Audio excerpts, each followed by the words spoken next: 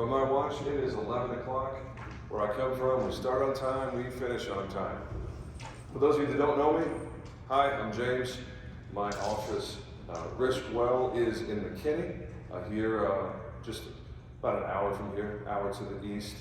We're going to talk today about insurance audit and how to lower your total cost of risk. I will make my very best effort to make this not the most boring of your presentations in the next yesterday and today. So I'm well aware that most people think of insurance as a necessary evil.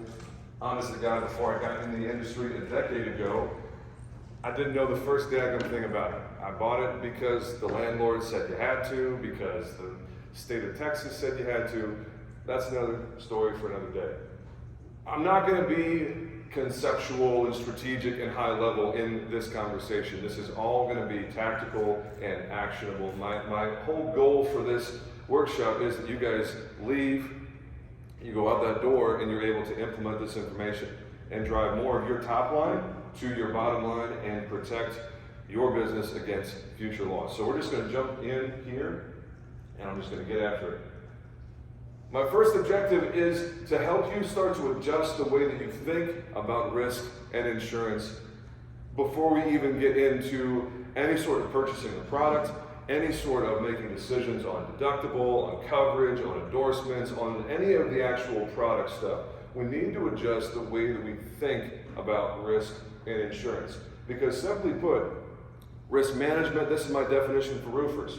Now, generally speaking, I don't read to adults, but in this kind of environment, I want to make sure I get some of this stuff dead on accurate. So, risk management is just a set of behaviors and operational standards that help you to go through a very specific, linear, 5-step process we're going to get through here in just a second and talk about them in detail that you can use in your business. We're going to identify, analyze, control, transfer, and then manage the risks and threats that your business faces. Now here's the benefit. When you thoughtfully engage in good risk management, you're going to have real impact on your business. Flat out guarantee you, regardless of how big or small you are, if you install good risk management practices in your business, you are absolutely going to get more profit than if you just go out and buy an insurance policy and call it a day. This workshop, I really have 3 objectives. The first is to get you to start to think about risk and insurance as a process, not just as I'm going to go out and buy an insurance policy and then I'm done. And then I'm going to go run my business and we'll be fine.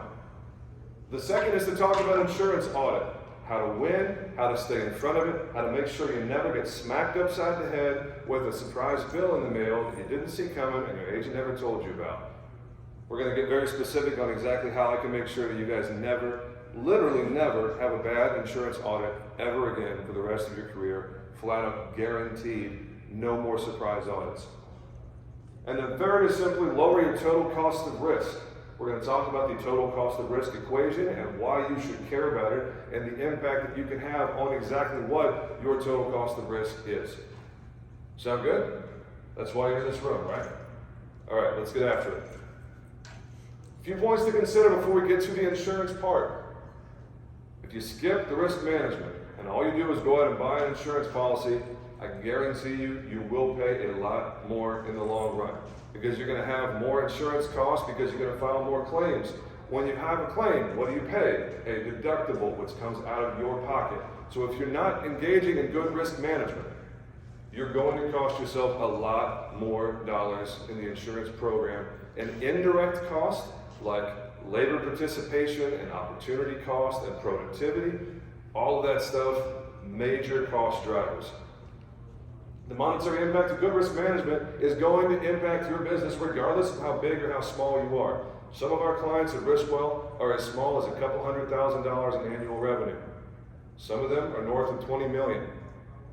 Everywhere in between, all of them, and all of you here in this room, are going to benefit directly from engaging your brain and thinking about good risk management. Here we go. This is a linear process. This is the practice of risk management. Whether you're a roofer or a landscaping company or tech, software, manufacturer, doesn't really matter. This right here is the linear risk management process. You're going to start at identify every single time, and you're going to go through identify, to analyze, to control, to transfer, to manage. I'm going to give you 3 examples here so we can kind of put it in the context of the roofing industry. So let's go with the supplier example. We all know how difficult the supply chain can be. If you don't have the right suppliers for the right piece of your operation to come in at the right time, you can hold up the whole thing. Your jobs are waiting on shingles to be delivered, or nails, or tar, or whatever it happens to be. So identify. Hey, you know what? Let's identify the problem. We need to have redundancy in our supply chain. We need to have a plan in place. What happens if supplier, distributor X doesn't have that thing that we need? Okay, well there's the identification. Analyze. How much of X do we need? Where are we going to get X? Who has it for us? What distributor? Where are they located? What sort of reserves do they have? Where is their warehouse? Do they have redundancies? And then controls. Control says, you know what? I'm aware of this potential threat, so I'm going to have redundancy built in. I'm going to have multiple distributors for whatever that thing is to make sure that my business never gets screwed over because somebody else dropped the ball. Transfer. Transfer could be an insurance policy. In this case, it's probably more a contract. It's an agreement. It's if we don't have this, then we agree to pay you X penalty if you cost us, something on a job. It could be an indemnification agreement. There's any number of ways to transfer. It's not just buying an insurance policy. And lastly is simply manage. Once you put a good risk management policy in place, you just periodically manage it. Take a look at it a couple times a year, maybe once a quarter. Make sure it's doing exactly what it's supposed to do. So same for the materials on a job site. How many of you guys ever had something stolen from a job site? Happens all the time, right? So let's take this example of risk management and go through materials on a job site. Identify the threat, the risk. Hey, you know what? People like to steal stuff. We got to make sure we're aware of what out here is easy to steal. No, skid steer, pretty hard to steal. A pallet of shingles, not very hard to steal. Contractor tools or subs tools, not very hard to steal. Okay, so let's analyze. What is it that is at risk? How much money is at risk? Where is it located? Is it in a yard somewhere? Is it on a job site? What are we talking about here? What's the analysis look like? And then control. Maybe we put up security cameras. Maybe we put up a fence. Maybe we have random patrols. There's any number of things that we can do to control that risk. And then transfer. Buy some insurance for whatever it happens to be, for the materials, for the shingles, for the skid steer. Make sure the subcontractor has insurance in place so you're not stuck paying for their tools that were left on a site somewhere. And then manage, again, just periodically take a look at it, make sure it's doing what you want it to do. You get the idea now. Open roof, same thing. Open roof is the plague of every roofer in North Texas because holy cow, those thunderstorms can come up that fast. And you do everything exactly like you're supposed to, and you still sometimes end up with an open roof situation where you guys are scrambling to make sure you don't have property damage on a job site. You can imagine how we're going to talk about this. Identify, well, easiest identification ever, right? I don't want to have an open roof situation, so I'm going to identify that that's a bad thing. We need to have a plan in place. And then analyze, control, transfer, and manage. Transfer in the open roof situation is real simple. Just make sure your commercial insurance program has the right language and the right coverage in place so that if an open roof situation happens, you're good. I'm not going to get bogged down into the nuts and bolts of an insurance policy because here's the thing, it's 2022. Okay, and we all just agree that the placement of an insurance product does not mean that anyone deserves your business. If all I do is place an insurance product, I probably don't deserve your business. My peers in the marketplace, if all they're doing, hey, let me get you a quote, let me save you some money. Okay, cool, here's your insurance policy. Have a nice day. Call me if you have a claim. Call me if you need a certificate. That kind of transactional service, it ain't good enough. It's not good enough for roofers. It's not good enough for me. It's not good enough for my peers. We should be expecting more. All right, this is where I do the little whoosh sound effect. Just imagine I did a little whoosh thing because we're changing the subject now. We're talking about insurance audits. So here's the basics of an insurance audit. You have predicted, you have projected, and you have actual. Raise your hand if you're a fortune teller. Raise your hand if you know the future. No? Nobody? Me neither. So that's why the audit is a thing. Folks get so mad about audits, thinking that they're getting screwed. Why does the insurance company think that I owe more money? I already paid them. Okay, let's tap the brakes for a second. When you get an insurance program from carrier ABC, you're going to tell them, today is, let's just use October 1st because it's 2 days from now. My policy starts October 1st and it ends next year on October 1st. I think I'm going to do $1 million in sales. The insurance company says, okay, cool. Well, we're going to write this policy assuming you're going to do $1 million in sales, and we're going to charge you based on $1 million in sales. Well, let's say you have a great year. Pick up an extra deal or two you weren't expecting. Maybe you take a commercial job, and you get to the end of the year and you go, holy crap, I did $2 million in sales. Woohoo! Awesome. Doubled my sales. Now the insurance company is sitting there going, hey, that's great.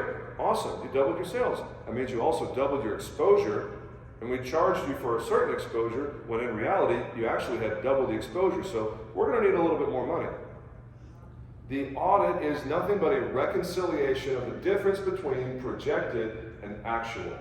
When you think about it in those terms, it's a lot easier to wrap your head around it. So the audit just wants to reconcile. I just got ahead of my slides here, so I'm just going to skip. So how does a bad audit happen? Let's talk about that for a second. Certainly volatility in roofing and construction marketplace. Raise your hand if you have accounts open right now that are accounts receivable longer than 60 days. That somebody owes you money, they've owed you for more than 60 days. 90, 120, 150, 180. You get where I'm going with this. Now, the insurance program is based on actual receipts, not written contracts, money in your pocket. So that's what we're talking about here. So when you've got volatility in your accounts receivable, and your insurance program goes from, let's say, January 1 to January 1, and you've got a job that's complete on October 1, but you still haven't gotten paid come January 1, well, now we've got a little bit of inconsistency with what you thought was going to happen and what actually happened. Next is simply delays in accounting. Maybe somebody just hasn't processed the payment yet, and it hits on next year's term. Or maybe something from last year that you thought you were going to get paid on, you actually get paid on this year, so it counts against this year's sales, and you just weren't expecting it. A lack of good tools for keeping track of insurance details, where you are in the process, the renewal cycle, how to make sure that your projected is as close to actual as you can be. And then lack of education on the details of how audits work in general. Part of that is being dealt with because you are here in this workshop today, and after our conversation, I'm going to stick around afterwards. We can have any sort of talk on risk and insurance you guys want. Lack of education is going to be not nearly as much of a thing. And lastly, simple neglect from insurance representation. Most insurance agents don't fully understand the audit process, so it's impossible for them to educate you as their client. If you've ever had a bad audit experience, I hesitate to say this because it could be seen as me bad-mouthing my competition. I'm just going to say it very plainly. If the insurance representation didn't tell you exactly what to expect in the audit and carry you through that process, they didn't do their job right. It's really as simple as it gets. Because they are the expert. You are not. Kind of like you guys and your homeowners or your business owners, for those of you that do commercial. Do you not take them by the hand and tell them exactly what's going to happen, set clear expectations, and make sure that they know, hey, when we get to this point in the deal, here's what you should expect. No different for the insurance representation. Okay, so we talked about the audit, we know what it is. So now what? What do we do about the audit? How do we win? Well, let me tell you how this conversation normally goes. You've probably seen something like this. You save your insurance docs and you write down exactly how much you're paying. You don't have to write down this slide. This slide is the way that it's typically done. It's not really the good answer. You do some math at the end of each month, compare it to projected. You take a look at projected versus actual at the end of the month. Then you do some more math to figure out, hey, did I have a variance of some kind? Or am I projected an actual the way that I thought they would be? Spoiler alert, they probably aren't exactly what you thought they would be. So then we get to do some more math to figure out how much the insurance cost you this month. You take your annual, you divide it by 12 when you're doing your P&L for the month and figure out, hey, how much did I spend? How much did I keep? Wouldn't it be nice to know exactly how much your insurance program cost you that month So when you run P&L for that month, you have an accurate number. That'd be pretty cool, wouldn't it? Compare this against your projected at certain points of the year to make sure you're on track. This sounds like fun, doesn't it? Doing all this math and keeping track of all this crap manually. It sounds awesome. It's fabulous.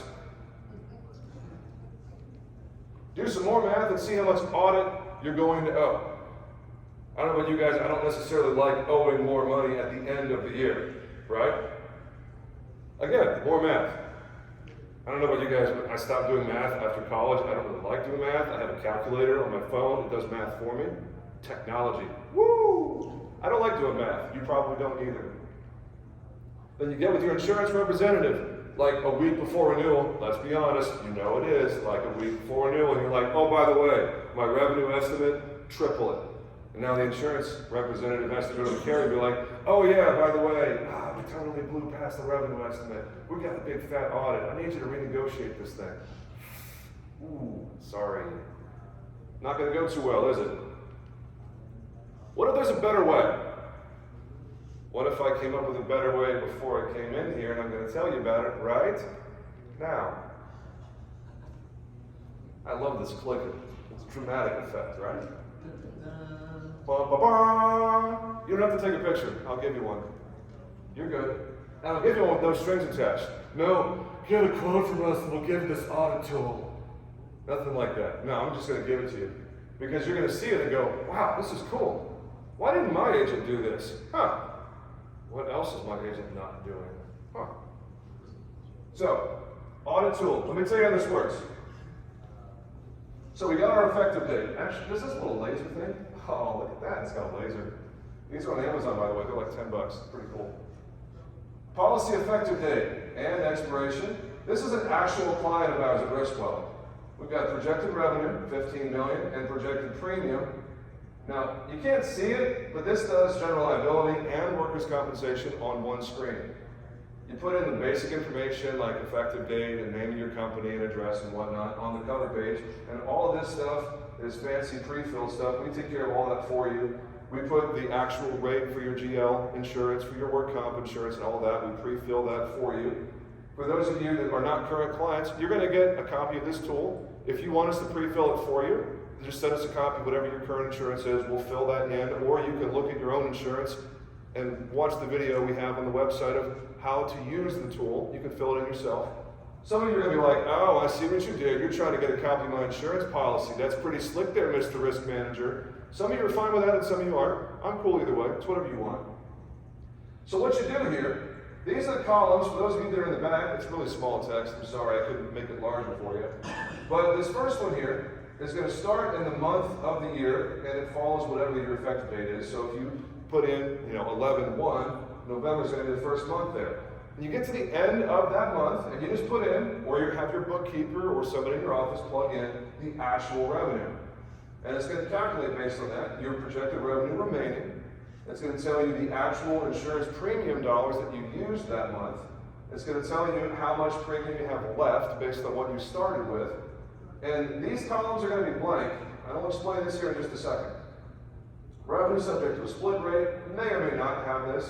Let me just pause for just a second. If you're going over your projected and you're going to have an audit bill due of some kind, there's two options that your insurance representative can do based on your unique situation. They can either ask for a split rate, which is just drawing a line in the sand and saying after this number of revenue dollars, everything beyond that is going to have a discounted rate. Depending on where you are in the policy year and how much you're blowing past your projected, that might be the best option. Or let's say, Mike and I are having a conversation and he calls me up a month before the end of the policy and says, hey, we're really far beyond our projected. We're having a great year. Can you help me out on the audit?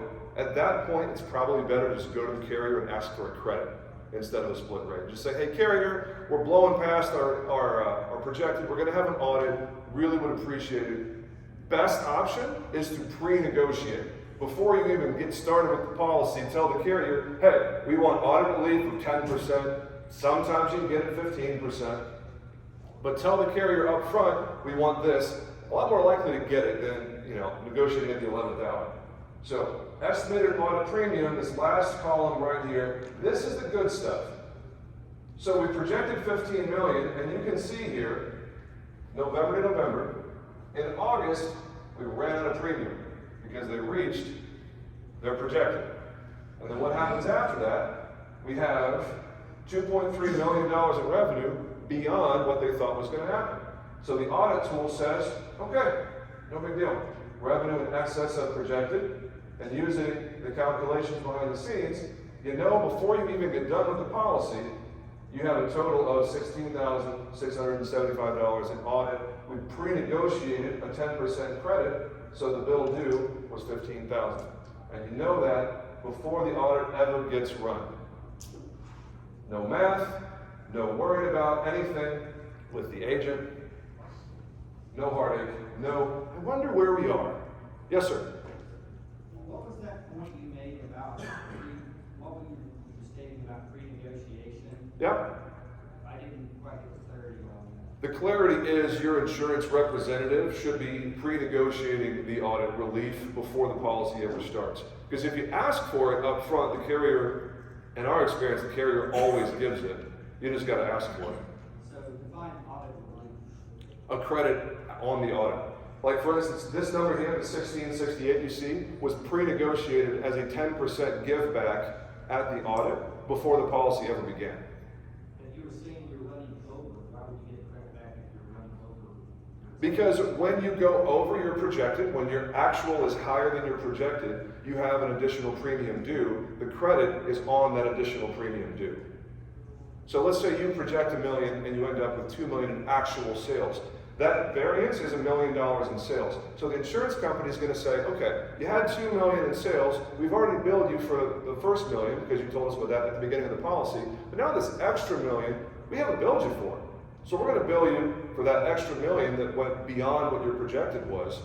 And we're going to send you an audit premium invoice for that extra $1 million. The credit would come off of whatever that amount due is. So how are you negotiating credit amount? We go to the carrier when we have the whole quote thing, before it ever gets delivered to the client, and we ask the carrier, we want 10% credit at audit if it's necessary. If it's necessary. So you negotiate a percentage on the additional? Correct. Yes, sir. That's exactly right. And depending on the case, it might be that a split rate is more appropriate than a credit. It just depends on the unique situation. Brett? Yeah, I was just gonna, what if you, is it better to overestimate or underestimate? It's like you're inside my brain. I love it. So what happens if you miss your revenue target? It happens, right? It happened in 2020. We had a lot of missed targets and a lot of really pissed off customers. Clients, not customers, sorry. Hey Jennifer, I just said the customer word. Make me put some money in the jar later, would you? They're clients, they're not customers. You're not buying crap at Walmart, folks. So when you miss your revenue target, we really only have a small amount of variance on what the carrier is willing to do, because they don't want people they don't want people sandbagging and then just taking care of stuff 10, 11, 12, 13, 14 months down the road, because the carrier is running a business too, and they like to have an idea of what their actual dollars are. But if you miss it by more than about 10 or 15%, it's just the cost of doing business.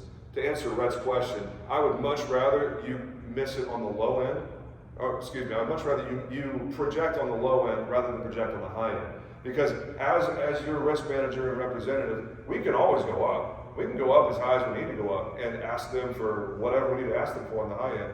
It's hard to go down. If you tell the carrier, hey, I'm going to have $1 million in sales this year, and they bill you based on $1 million, and you end up with $600,000, you're going to be eating some of that loss, and there's nothing your representative can do about it. If you know about it early enough in the year, we can re-rate and do some things and whatnot. But if you wait until the end and tell the agent, oh, by the way, yeah, I'm going to miss my revenue target by a lot. Not too many levers that we can pull to make that a better situation. So, we good there? Two great questions, by the way. Thank you for that. So basically, this tool that we built is probably the best way that I know of to stay in front of the audit. I don't mean to belabor the point, because we've got some other good stuff I want to get to here. I'll stay after if you want to talk about the audit or any of this stuff anyway. So here's some suggestions for lowering your total cost of risk. And total cost of risk is a lot more than just the insurance premium dollars that you pay. T-Core equation is a lot more than insurance. Here is the T-Core equation, total cost of risk. Insurance premiums plus retained losses. For those of you that are taking pictures, I'll give you these slides. Just email me later, and I'll give them to you. No worries on that. Retained losses are what you choose to keep losses inside your business without filing an insurance claim. Maybe that's because for tactical reasons it makes more sense for you to just eat a really small loss, or maybe you have a deductible that hasn't been met, so you choose to just absorb it without having to file a claim. Risk control and administrative costs, if you have somebody on your team, an in-house risk manager, commissions paid to an outside risk manager, someone like me, and then indirect costs, which are by far the most dangerous because they're completely volatile and unpredictable. Who knows how to calculate your opportunity cost? If you do, you're going to be a lot richer than me because I don't know if anybody can calculate opportunity cost. Reputation and staffing, these are just examples of indirect costs that are related to your total cost of risk. Now here's the really big point. Great loss controls are the best way to drive your total cost of risk down. You might be saying, James, what are good loss controls? What does that mean? Well, I'm glad you asked. Safety training, first off. Good programs in place, like fall prevention. Are your teams, are your laborers, your subs and their laborers, are they wearing their cougar paws? Are they tying off correctly? Do you have netting in place for jobs taller than 2 stories? Do you have those little airbag things for the really big jobs? Do we have fall prevention training? Do folks know what to do when they're not on the ground? For larger operations, forklift operators and training is a really big deal. Safety and training and programming. And then operational standards.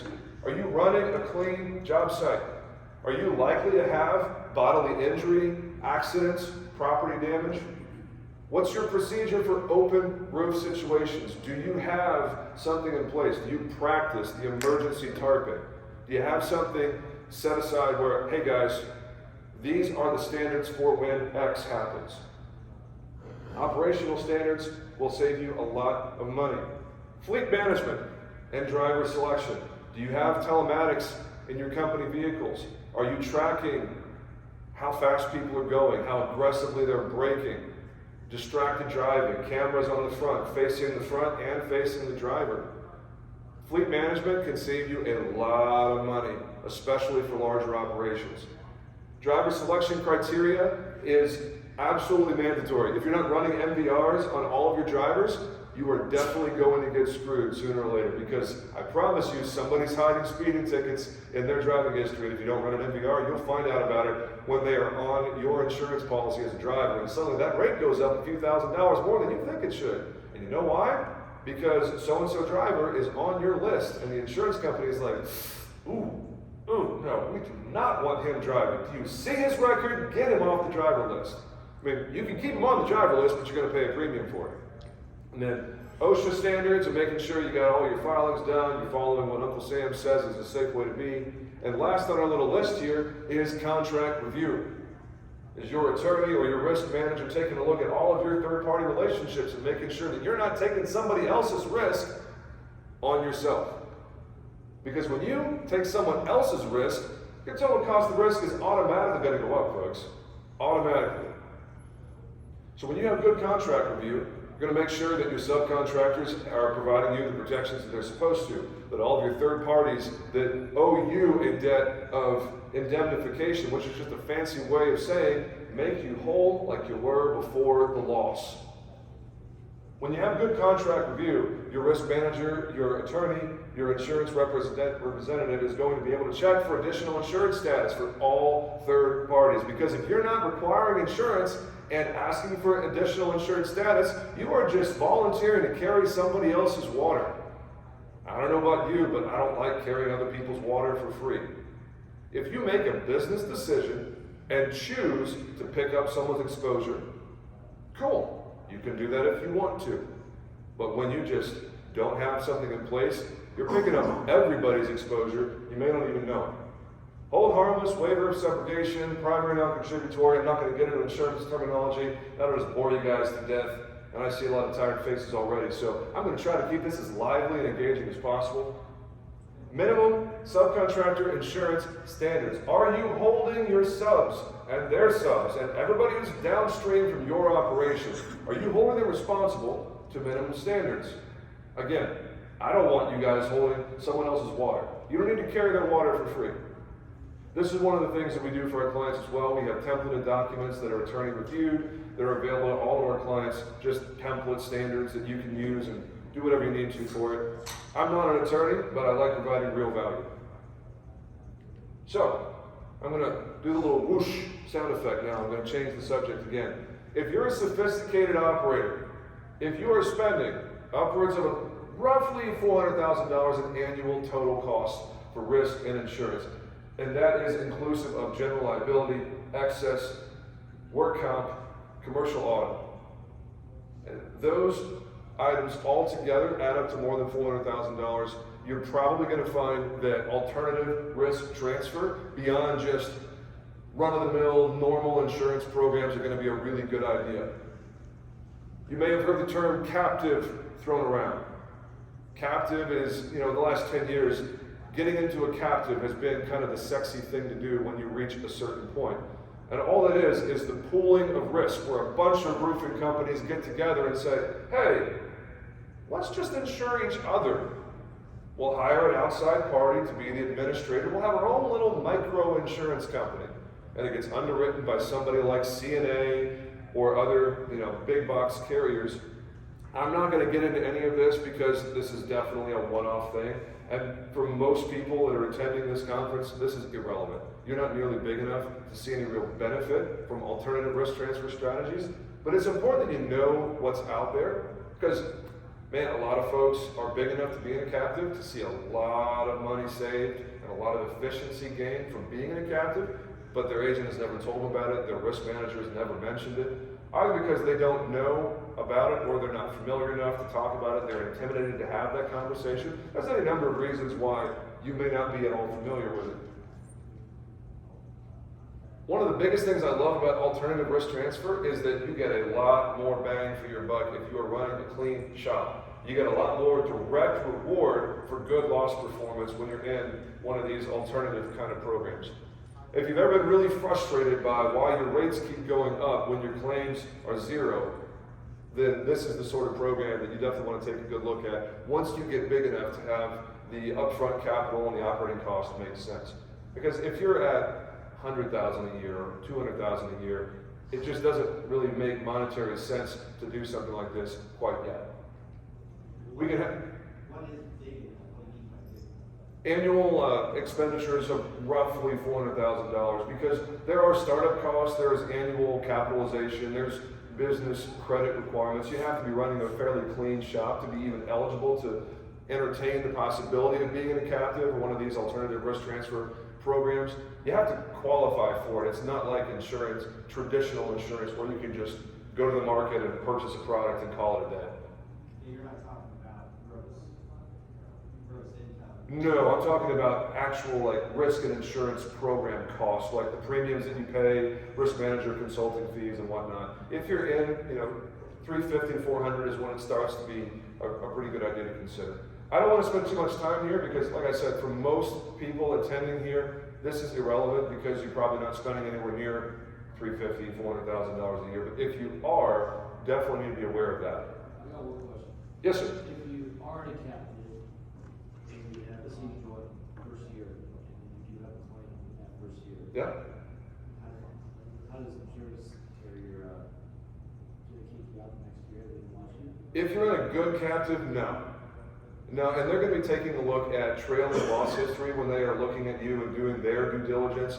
The first step in a captive, and I don't mean to talk down to you at all, but for those that aren't familiar, is typically what's called a feasibility study, where you'll get with an independent captive advisor, such as myself or somebody else, and they will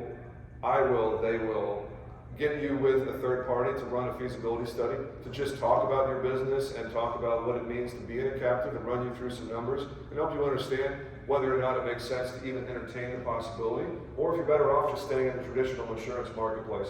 To answer your question, sir, it depends on what the outstanding characteristics were of your company and you know, how good you looked when you got into the captain. It's highly unusual that they would kick a company out after the first year because of a claim. Now, without getting into the weeds, there is typically an A layer and a B layer in a captive insurance program, and we break that down based on frequency and severity. Frequency being the number of total claims, and severity being the size of an individual claim. So the A layer and the B layer is where the captives really start to make a lot of sense on the balance sheet, because if you have a bunch of small claims, captives hate that. They hate it because you're just eating up that first layer that everybody pays into to pull their money.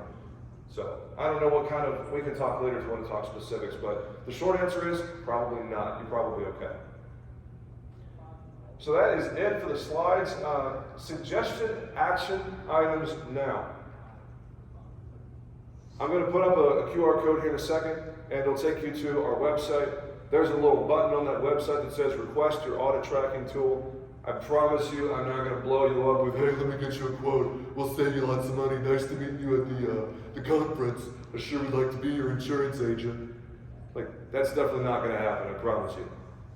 We'll probably reach out a week or two from now and be like, hey, what do you think of the tool? Do you like it? Anything else we can help you with? Cool. All right. Have a good day. We'll be around when you decide to talk to us. Review your loss control program.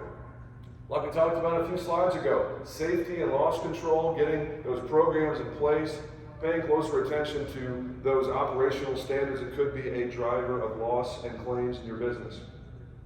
Review your safety and standards and update them where necessary so we can get that total cost of risk driven down as much as possible. Review your contracts. Make sure they are optimized so you're not carrying somebody else's water that you don't want to be.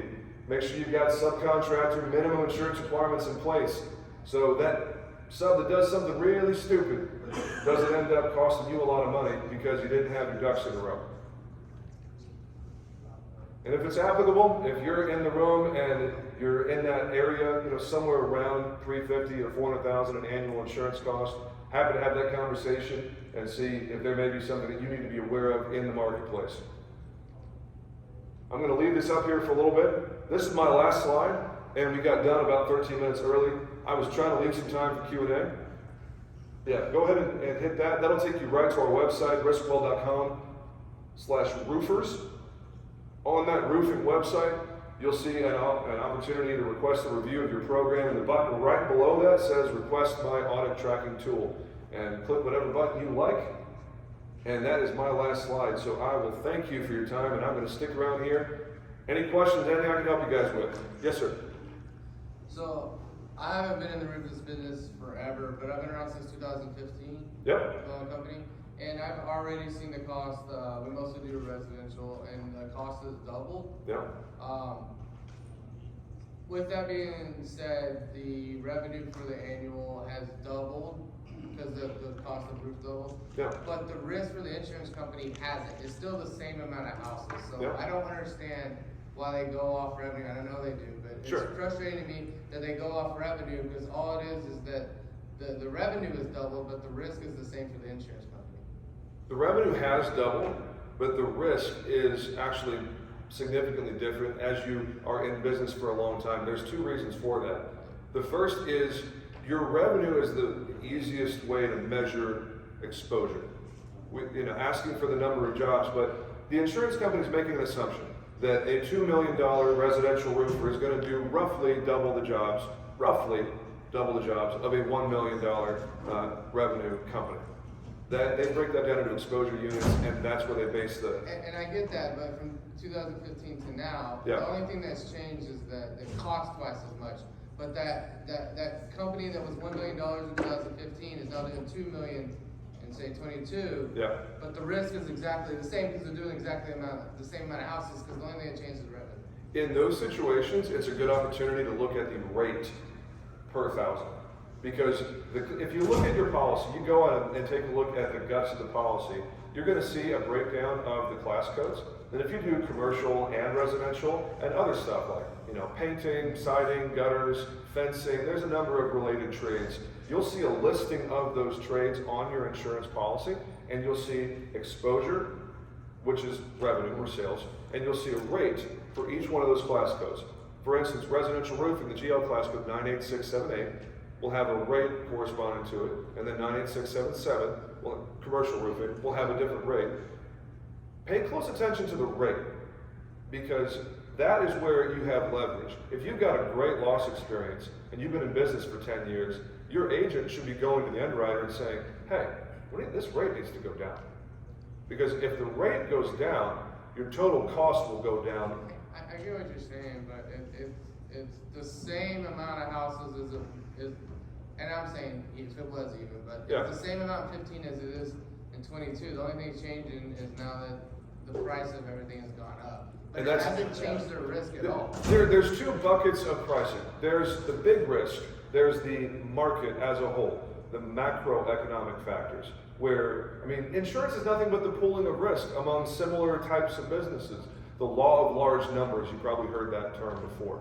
There's two components of everybody's individual pricing. There's going to be that big risk, the macroeconomic factors, and there's going to be individual risk profile. That's where your company's loss experience comes in. I'll get to you in just a second, my friend. So part of this is definitely inflation, materials cost. The judgments have gone up significantly, a lot more lawsuits in the last 5 or 6 years than the previous amount of time. I'm not going to stand up here and try to defend what insurance companies are doing. It simply is what it is to a large extent. One of the things I want to make sure you keep in mind is you're not just having insurance for the jobs that you're doing right now. You also have insurance for all the jobs you've already done. Completed operations is a big thing. It's a big thing. And when you've been in business for a number of years, your completed operations liability is probably bigger than your ongoing operations liability, which is like current year type stuff. So the longer you're in business, the insurance company has more exposure because they're on the hook for a job that you did a year or 2, 3, 4 years ago. If there is some sort of defect, if there is bodily injury or third-party property damage, your insurance company from 2018 could very easily be on the hook for that loss. So again, I'm not at all interested in defending an insurance company and whatever your individual pricing experience is, but I'm trying to make sure there's some context for how that number gets handled. Without knowing anything about the representation or where you are, what your agent's been doing in the marketplace, it sounds like you're frustrated on the current state of things. It's frustrating that they go off revenue, not number of jobs, I guess is the end answer, but I get they have to start somewhere. Yeah. Sir, and then you, ma'am. Reiterate, my rates have stayed about the same over all these years, and I think it's a big factor that, it's twice as much to do the same job. Yeah. And I don't know why, I haven't seen my rate, it fluctuates around 1%, I guess, all those years, but now we've got just, I do a lot of metal roofing, and Yep. it's double the cost it was last year. It is, and we're seeing that too. It doesn't make you feel any better because it's still money out of your wallet, but if it's any solace at all, we're experiencing that across the board with virtually all of our clients, commercial and residential, small roofers, really big roofers, and everywhere in between. The economic pressure of the marketplace, the supply chain, of litigation, of the size and the frequency of judgments, all of these things put pressure on the carrier to maintain their basic profitability. So, they only have a couple of levers to pull. Ma'am. I was, he covered. Okay. Mike. At what point, if any, does the insurance company say that, you sandbag? Like, if I go and I say, hey, I'm gonna make $1 million this year, and I somehow just have like this breakout year and I do 10 million, is there a point at which they're gonna be like, well, no, you screwed us? And if there's a claim or something like that, a sizable claim, is there a point at which they're gonna be like, no, if you did this on purpose, there had to be egregious or something like that? Benefit of the doubt is definitely a thing. If you have history with a carrier, you're always going to get a little bit of extra runway. Having that conversation with the agent ahead of time, like if you're looking at forecasting and you're looking at your monthly numbers and you realize, whoo, we're blowing up, baby. We're going to be a lot more than we thought we were. One, the audit tracking tool is really useful because it lets you know, hey, wait a second, we predicted, some X, and it ends up being a lot more than that. Your representation needs to be communicating with the carrier when these things happen. A good representative is going to be checking in, at least once or twice a year outside of the point of sale and outside of the renewal window and just touching base and saying, hey, how's it going? Anything we can help you with? You good? Any questions? You need help with anything? No? Okay, cool. Have a good day. That's really it. Now, you ask, is there some point where you get penalized? Not really. And they're just going to send you an audit bill. And we had this situation 2 years ago where we had a client who projected 6. They were 50-50 commercial residential, and they ended up doing 15 because they got a couple of big Uncle Sam contracts. So it turned out just fine.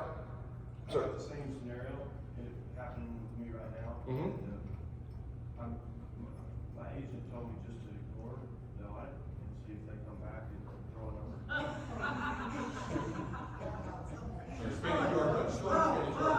Hold on. Let me get that QR code back up. No, I mean, I've been in business for the company. It's a war. Now, I paid everything I could in. Yeah. If they would allow me towards. Yeah, which is smart. Just curious what they'll do. I think, At the risk of sounding, unprofessional, if an agent tells you to ignore anything, ooh, that's bad advice.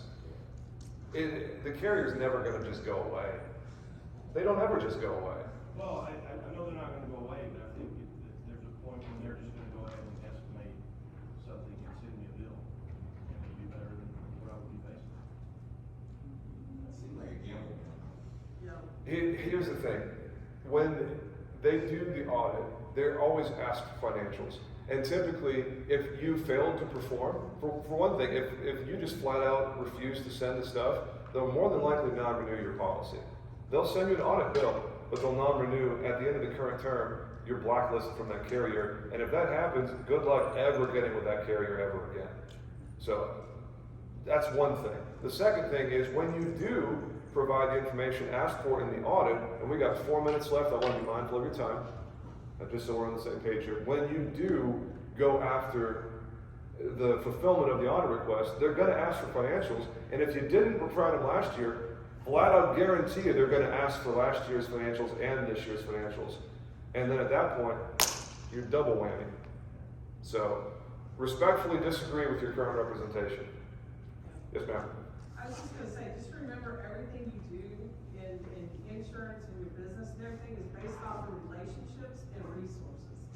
And if you make sure, like, I talk to my agent once a week because things arrive, contracts happen, or this changed, or we need a different coverage, or we need an umbrella.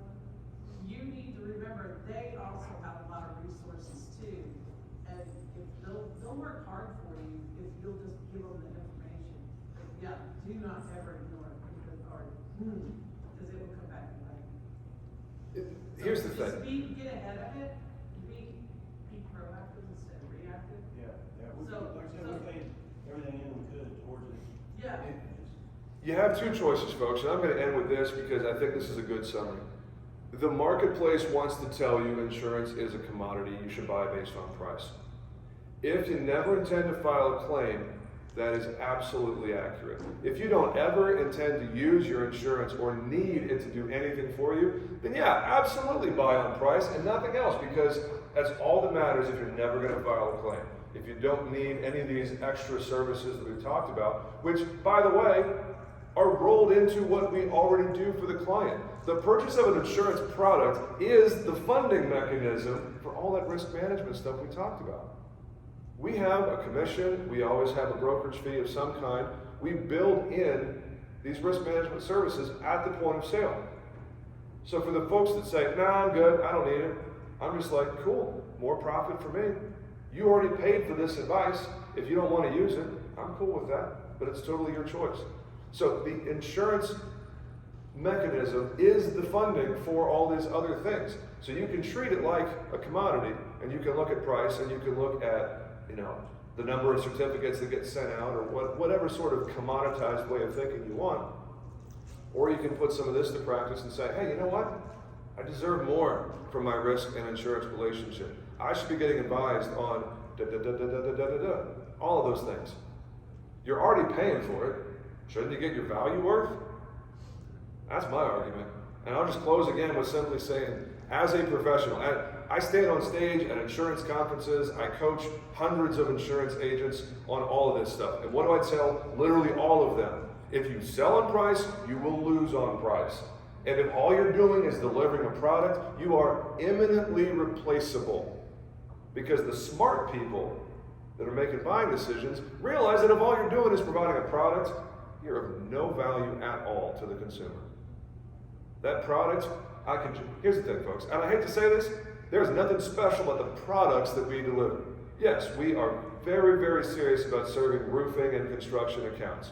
We have a lot of expertise. But you put my market selection up against any other well-resourced independent broker, there's no difference in product. I got the same carriers they do, they've got the same carriers I do. The question is, the underwriter relationship, the knowledge and expertise, how do we massage all this stuff, what sort of extra value adds do we deliver, what kind of technology does our office or their office have to deliver a faster, smoother, easier client experience? Do you have a client portal? Do you have certificate management? All these other things we've talked about. That's the basis for a smart decision, if you ask me. The placement of an insurance product should be like 4th or 5th on your list. Because any good office can place an insurance product. That doesn't mean much in my opinion. So, at the risk of sounding salesy, I figured I would end on that. And, yes? How are we gonna get the slides? Yeah, just send me an email to commercial@riskwell.com and say, hey, can I get those slides? And we'll send them right over. Thank you for your time today. Really appreciate it.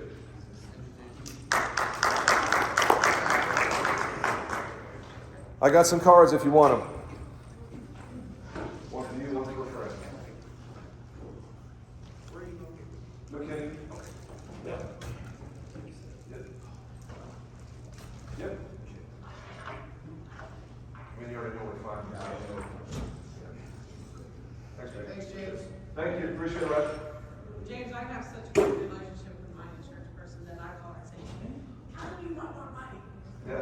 She goes, why do you keep getting jobs? Good. I'm glad to hear it. There's lots of good ones out there. She's become one of my best friends. Good. Yeah. That is fantastic. Yeah. You have to have one dollar.